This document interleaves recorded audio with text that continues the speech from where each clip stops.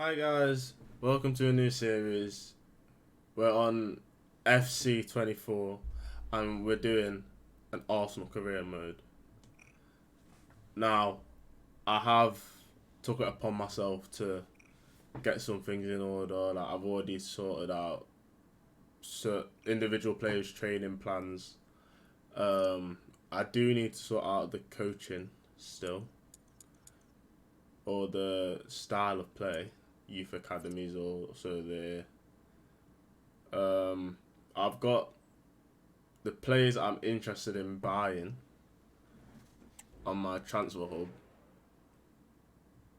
Obviously, I've shut off the first transfer window just because I want it to be kind of realistic. Like these players, I think they're somewhat available to get in real life. I think Musiala and Camavinga might be the two where it's like they're the hardest to get.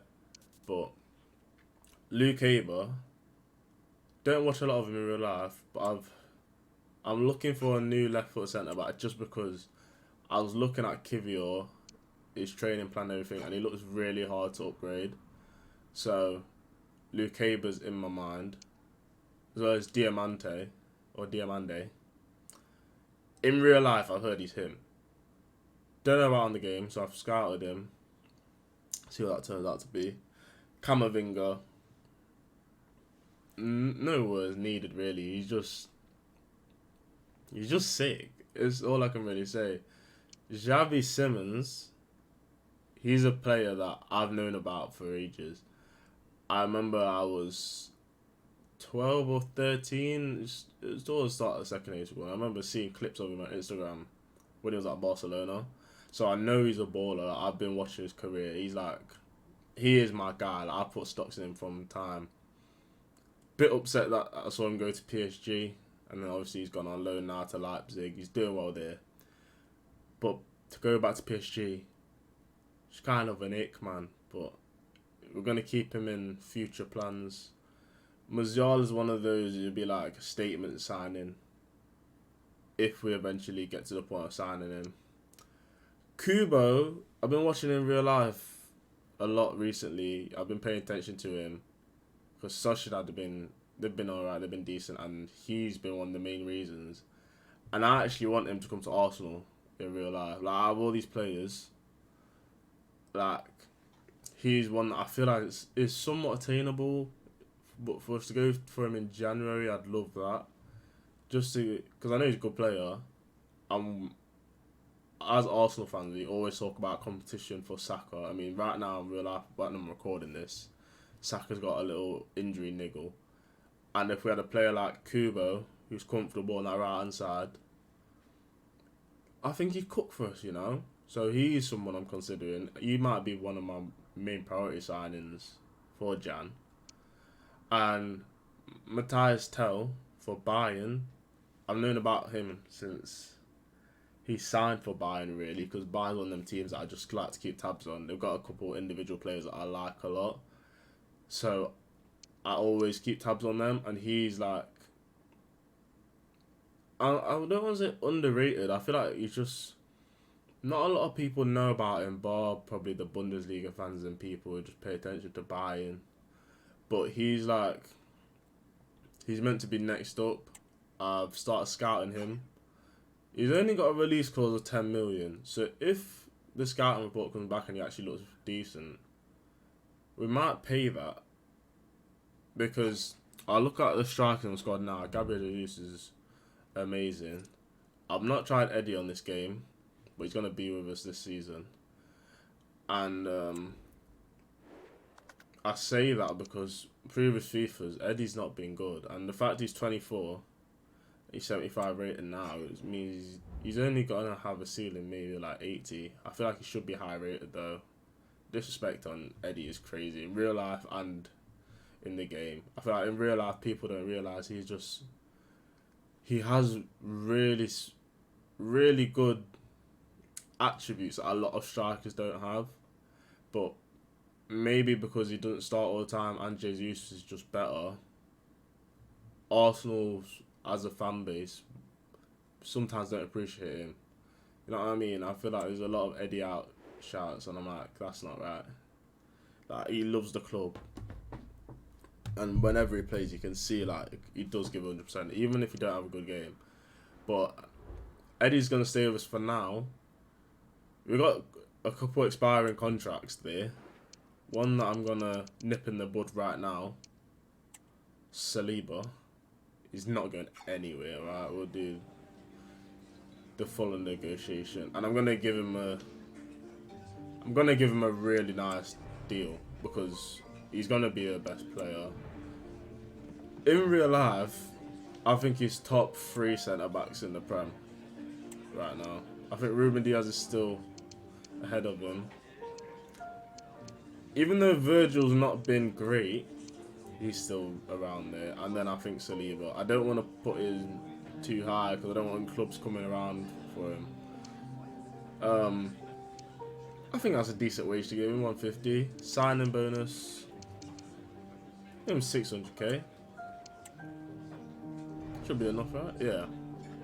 But him and Gabriel, this duo isn't going to get broken up at all. Unless there's cup games, which is fine. They can play in the cup. Timber, I think, yeah, we already put him on a training plan to be a right back. If there's any of my fullbacks that I'm going to put to play centre back, like say if there's an injury, probably going to be Tomiyasu or Ben White, one of the two. But I don't want Timber playing in it just because of his size. And as well, I forgot to mention the Partey, Jorginho, and Radaya contracts. Well, Jorginho and Partey, I don't think I'm going to renew. If anything, Partey might end up getting sold. I might renew Partey and then sell him. Because with Declan Rice now, I don't see him playing at all. Jorginho will probably play in the cups for me. El Neni will probably be another player that will leave, but it's one of them where the contract's not that important to the point where I need to renew it. You know, I think that's with Jorginho as well. Jorginho will probably leave next season. We're gonna look for a replacement for him during the season, but for now he can stay. You know, there's no rush with the contracts. A lot of these academy players as well. If I'm being honest, bar Leo Walters, I think a lot of them are going to be on their way out. Just because I don't think that they'll grow quick enough for me to want to use them.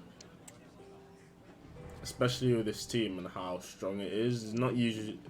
With Arsenal career modes, we don't usually have like players rated as high as they are right at the start. Like Saka's an 86. Odegaard's an 87, I do believe. Like we don't. Last year, I think our highest rated player was Jorginho, who came in January, and he was 85. But yeah, there's a lot of competition for places in this team. I don't know if the academy players are going to stick around for long. So we got a couple of emails. Don't forget to check and update your training plan. Oh yeah, so one of her training plan is like how to manage your pace, fitness, and sharpness. So we'll be keeping tabs on that. I don't think I'll include that into the video though, because you know it's kind of boring menu stuff. Here's an email talking about a youth academy. Says that we got a player called Usinu Sao or So. Let's have a look at him. Says from Cameroon, Santa Med. The 94 potential obviously sticks out. I'm gonna.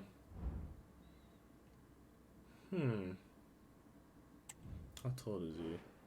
5'8", and he's left-footed.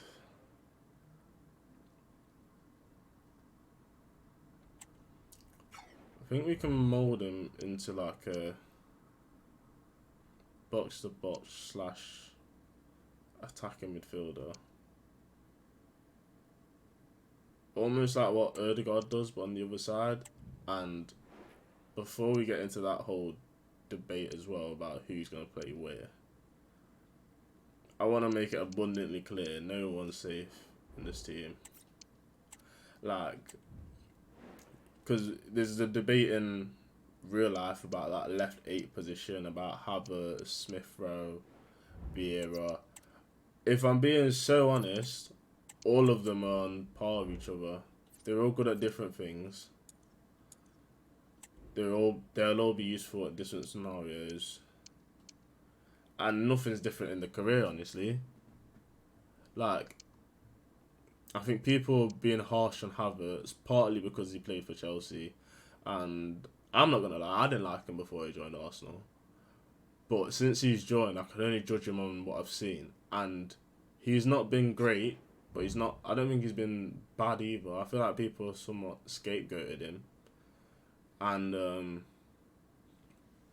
I don't know. It's one of those situations where I don't think the team's been good, and you can't blame the one player for the team. Like, obviously, we've not lost a game yet, bar the Champions League against Lens, and I don't think we've fully clicked yet, and you can't blame it on one player, especially when they're replacing Xhaka, who was great last season and the season before, but before that he wasn't bad, but he wasn't world beating, you know. And for him, I think people just expect Havertz to get goals and assists, but he does a lot of work off the ball that goes unseen, and that's one of the reasons why I rate him a lot.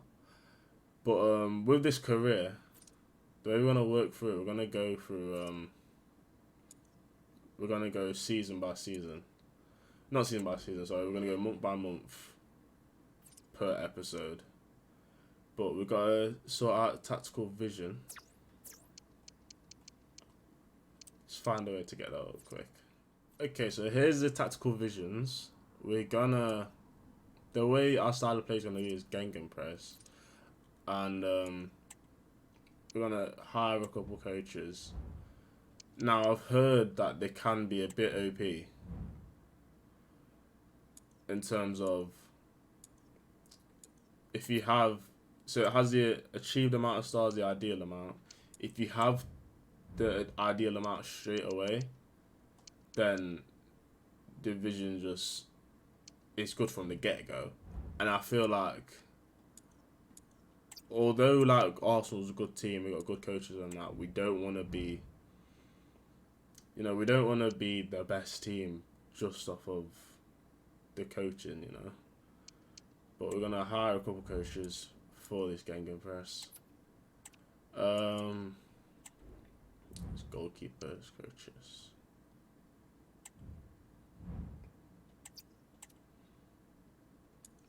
I feel like two coaches maybe per area of the pitch for now should be good now.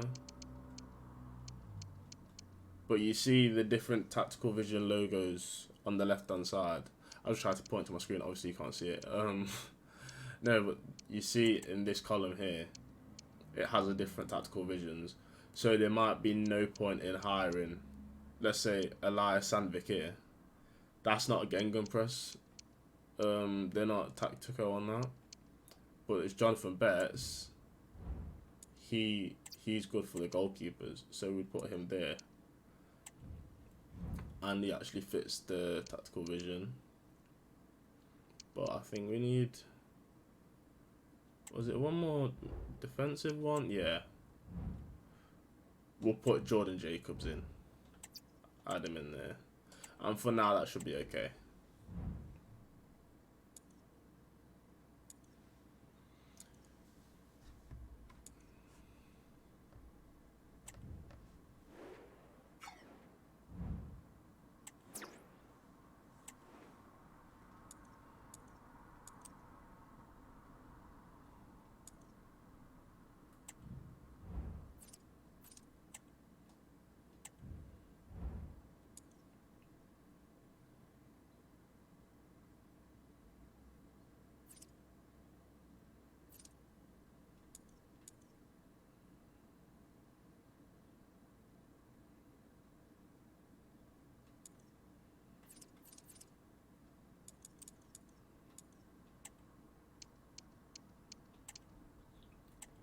So we got an email from Erdegaard.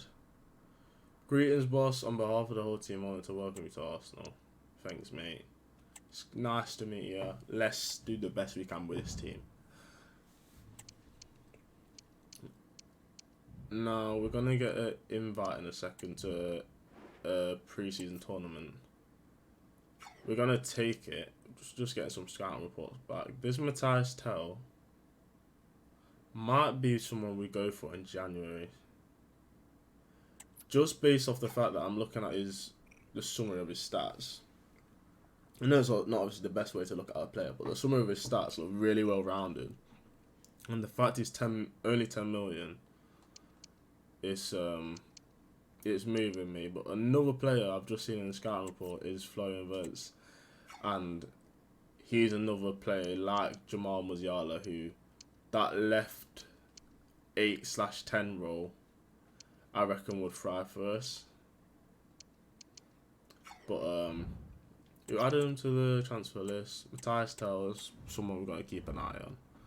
But yeah, we're going to get this invite to the pre-season tournament. We'll go to the American one, American Challenge Cup. And we'll go for the results. Okay, so we got these scout reports back off for Diamande. He looks really good. He's only 19 as well. Him and Lukeba. Lukeba's one's here. Okay, so both of them are in consideration just because of the fact that we've got Gabriel Saliba, but besides that we've only got we got Ben White who can play a centre back, and we have Tomiyasu, Timber. But I want them to be like full-on fullbacks. I don't really want them to be playing in centre-back as well. And things like Carabao Cup, FA Cups, even couple league games or Champions League games if we need to fill in, I want them to be centre-backs and centre-backs only. And the right and left-footed one, you know what I mean? So, Diamande and Lukeba are going to be really high in consideration, but we got the first game of the pre-season against Dortmund. I really like what they've done in career mode now. How they've got pre-match reports. Didn't mean to click on that. And these things called the training sessions before, so you don't train your players every week. But based on how you do in the training sessions, you can get like a little boost and little play styles added to your players, temporarily ones for the game. So I do like the idea of that. But they give you like a little rundown of the opposition you're facing as well. So Dortmund's key defensive player, Emre Can, key attacking Marlon. I'm interested in how they pick the players. Obviously it's a probable lineup, it's not 100% sure. I feel like Adeyemi is probably more of a threat than Marlon. That's just my opinion. And Schlotterbeck is more of a key defense player than Emre Can, but that's just my opinion. But we'll give an example of the training sessions. But it's things like so Russian effort touch. If I pause it here quick, temporary play styles there. So as Martinelli and Saka, the ones doing the training sessions, and first touch and rapid, they'll get that for, I'm pretty sure it's the game that they're playing in. But I've also heard that the training sessions can sometimes be hard.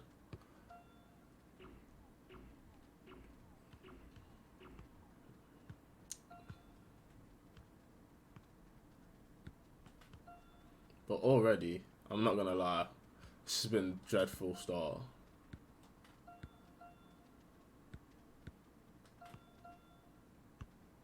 I'm just really excited to look. I'm looking really forward to using this team now that we've actually got a decent team in FIFA. I feel like every single year we've had to almost build up to having high rated players, and it's like we've got a good team. Why is the ratings not reflecting that, you know? But if you look at that, look. So I'm gonna retry this, but that was a bad session. But if I got the 10,000, we'd be getting the temporary play styles. I'm gonna do it again off camera, and I'm gonna try again. Okay, so we've done it. We've managed to get them the temporary play styles. Go into the game against Dortmund. I'm not gonna play through it. I'm gonna go with my strongest squad, sim it, and yeah, see what happens. 2-0 win. 2 goals from Gabi Jesus. So with this game against Fiorentina, we've gone with a completely different squad. The only players that survive it is Saliba and Gabriel, and that's one of the reasons as well why I want to get the 2 centre backs, Lukeba and Diamonde, is because if you look at their fitness there, that's just from one game. They're gonna play another one here, and we're gonna win it again. White came on for Saliba at the end, Trossard, Fabio with the goals, but I don't want them playing because they're gonna be a part of the season, October to December time. We're gonna have like 3 games a week, and it's just not gonna be sustainable for them. But we've been asked to change the training plan for Tom's party. Well and truly now, we just want everyone to be sharp. How's the rest of the group looking? Lacking sharpness. You know what? I'm going to change Saka's to performance based as well. Or an all-out performance. Apply changes. I'm going to apply it for everyone. Because we want them sharp before the season starts. Don't forget to use substitutes yet. Germany's covered. So another time. Yeah, so training plan, even Erdegaard's, they got looked at, the coaches wanted us to change that, but we're going to keep everyone the same for now. Gabriel Jesus is now at the top, so his sharpness is good. To be fair, a lot of the... Alright, so the entire starting 11, their sharpness is good. So we're going to change that to balance. Powerful starting 11, just because as well. I know these guys... Oh, wait. Sharpness is good as well. It was only a couple of days. Okay. Change that. Apply for all players, yeah.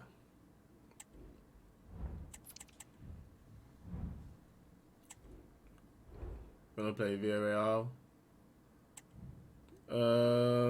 Gonna change the centre backs for this. I'm gonna put Ben White and say Kyrgia there, and we give Rio Waters a run out. Why not? Quick sim again. 3-1 win. Okay, so how many more games have we got of this tournament? Well, that might have been the last one. That was the last one. So, check the inbox. Italy. We're going to set up those off camera. Gabriel. Is fitness. Interesting. Well, we'll give him a bit of time and he'll be fine. You just need some rest.